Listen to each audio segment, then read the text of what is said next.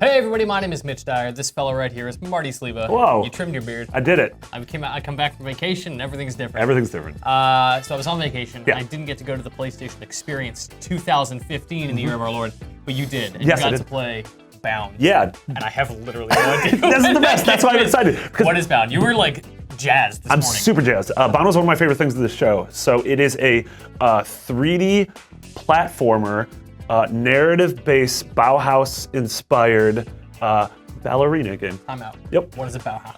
Bauhaus is an art movement. It's got like cool lines and cool jaggedies. Just Google Bauhaus and you're gonna see it. Maybe Zach will put something in here. Different than a doghouse. It's a little different than a doghouse. So it is a game from Sony Santa Monica, but it's the incubator XDev studios inside of it, and the actual development team is Plastic, which is the Polish team that made sort of the weird experiential things like Linger in Shadows, which was a PS3 Love thing, that game. and then Datura, which was kind of the coolest move thing, and it wasn't a great game, but it was interesting. You were doing weird things with pigs.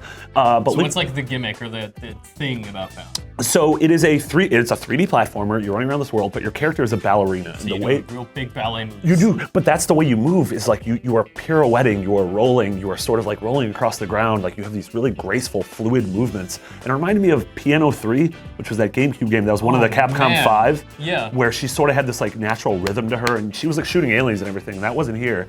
But what you were doing, and the look of the world is this, like I said, Bauhaus, but also this weird like concretism, which is, I'm using a lot of weird art terms. What? But I'm trying to describe like what the world looks like. And So much more educated than me. it looks like the cartoon Reboot if Reboot was falling apart.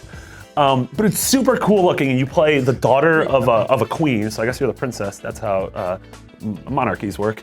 And you're this character, and you're slender. You're sort of like the traveler in Journey. You have this helmet on, and the queen is telling you that we're under attack. So you're doing some safe ballet. And so you're doing safe ballet, but there's this giant monster who's sort of wrecking this kingdom. And the kingdom, it has this crazy, just jagged look to it, and it's very surreal and very experimental. But yeah, what they said when I talked to them is like they wanted to make a narrative-based game, but they also wanted to include, mechanics. So they kept using the term non-game, which is what a lot of people use with stuff like Dear Esther or Gone Home. Linger in Shadows. And Linger in Shadows and Datura.